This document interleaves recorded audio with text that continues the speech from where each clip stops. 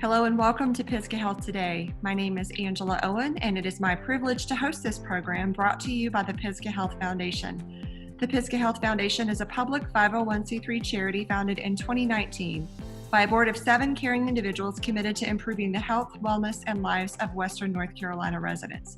Our special guest today is Paul Butler. Welcome to our program today, Paul. Thanks, Angela. Good to be here.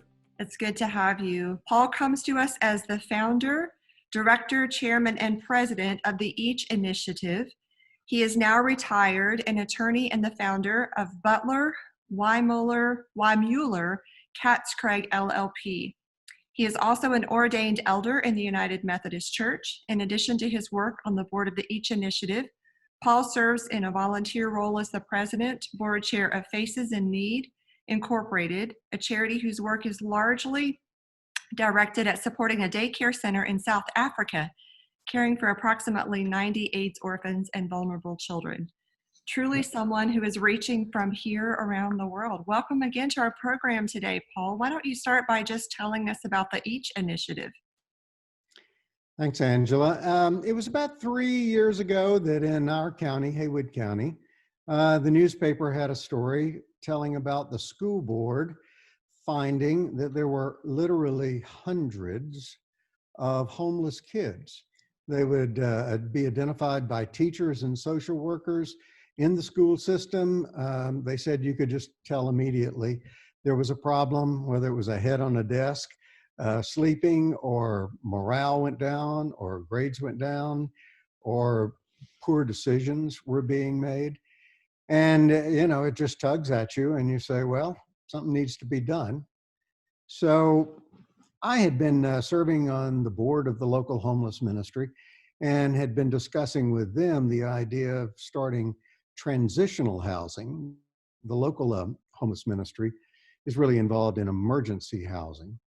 And so we decided that they would do emergency housing and that I would go out and try to put together a group of volunteers to come up with transitional housing to help parents and homeless kids move out of cars or tents or couch surfing, which is what they were doing for the most part, and move into a program where over 2 years they could try to transition from homelessness to self-sustainability. So that's how it got started, and we're still here and growing 3 years later.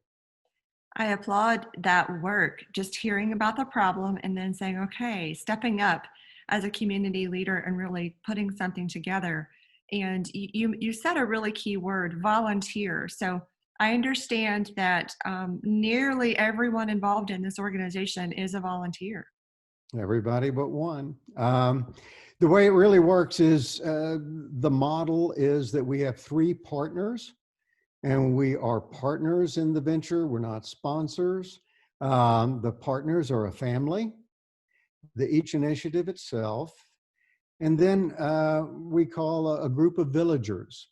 And to date, those villagers have been congregations that have come together, and the 3 partner with the family over a 2-year period to move from homelessness to self-sustainability.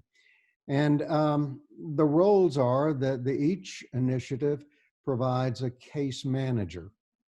Everybody else is a volunteer. I'm a volunteer. All board members are volunteer. We have what we call in one congregation car friends, because one of our moms doesn't drive.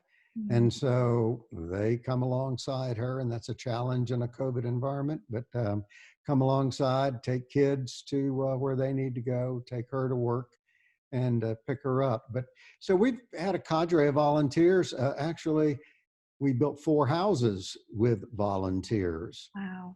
Over the last 2 years. So yeah, volunteerism is at the core, and I'm a believer in that.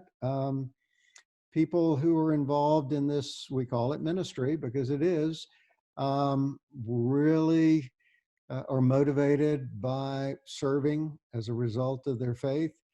And I, for one, am a believer that if you say you're a follower of Christ, you ought to do what Jesus said do, and that's get out there and feed the hungry, clothe the naked, heal the sick, and free the oppressed. So that's what we're about. It's quite the testimony, and it brings life to that phrase, it takes a village. You are bringing life to it taking a village to come alongside these families. So well done. Paul, tell us a little bit about what is the grant that you recently received from Pisgah Health Foundation. How is that going to help you in serving these different people across Western North Carolina? Well, in one word, wonderfully. But to explain a little bit more, I said that we built 4 houses. One is a duplex, and it's owned by a local congregation, Long's Chapel United Methodist. The other 2 that were built, we built them for the purpose of being a social enterprise so that we would sell them. We got the land at a very reduced amount, and we have a very capable person on our board who said he would step up and oversee the construction. They were modular houses, not manufactured, modular, very, very nice houses. And he and his wife, they spent virtually 2 years every day of their life working on it. But we got to the end of the time when we were ready to sell them, and we said, oh my gosh, there's a housing shortage anyway, and it's everywhere, not just in our county, we know that, for affordable housing. So we said, where are we ever going to get other houses for moms or dads and their kids to live in better than this at a better price? 2 things happened that were wonderful. One, a family said, tell you what, we'll buy that house, one of the 2, and we'll also furnish it. And then we'll let you, the Each Initiative, use it indefinitely for families. That helped pay off those construction loans. But then we were left with another house that also had a construction loan on it. And thankfully, Pisgah Health Foundation said, here's the grant we'll give. What we asked for was the money to pay off the debt on that house, and then to allow us to bring a family into that house and then go out and find the villagers. Timing it's unpredictable. I mean, it's a chicken and egg, cart and horse, and it's worked out well so that now with the grant from Pisgah, we'll have a house that not only will help the family that moved in weekend before last, a mom, 2 kids. But once they get to the point of self-sustainability, they'll move on, and another mom or dad, and those kids will move in, and we'll be working with them, partnering with them as well. That's an incredible story from start to finish. And it's not finished, right? There's so many more that are going to be helped because of that work. We are learning as we go. I mean, don't you be fooled. Don't let anybody looking at us be fooled. It's a work in progress all the way, figuring out a lot of different things. And I told you what the model was. The model would be one congregation, the Each Initiative, and a family. But already we have changed the model to adapt so that we have, in one case, one church that comes along, but then another church that actually provides supplemental income for the family, and then the Each Initiative. So we have sort of 2 groups of villagers, plus the Each Initiative that comes along with the family. Learning as you go. I love it. And we'll keep doing it. It just changes, and you just meet the need as best you can. Of course. Well, Paul, what else would you like our viewers to know about the Each Initiative, and how can they come alongside you? How can they get involved and perhaps even join and be part of those villages that are helping these families? Well, the answer might be different for those in Haywood County that might be looking at this and those elsewhere. I was talking the other day, and let me tell you what's happening. It's good news, with the editor and the publisher of our local paper, The Mountaineer. And that was on Monday, and they were telling me they have decided to feature the Each Initiative for this year's Mountaineer Holiday Charity Challenge. And what will be done is not just challenge the community for money, but as the publisher said, this is the first time they'll be challenging people to volunteer. So there are ways to come together as a village locally, work with us. But as I told him the other day, a real long-term vision, but it doesn't have to be long-term, is the model we put together is really replicable in other communities. And I would be delighted to speak with anybody, and they can have all of our policies and procedures, and we have a lot of them, and they're on the website and detailing how you can be a skill partner. And I'm going to answer the question for the Haywood County people. Be a skill partner. We need people to come along as a budget coach, a buying coach. I mean, some people, one of our moms needed tires the other day and really didn't have a clue and was just going to go out and pay too much for tires. And, you know, you can call TireRack.com and have them send them to you and have them installed. We need a housing coach that will begin to work with the family a year in advance to say, okay, after your 2 years are up, you know, where's a good place for you to go? A career coach.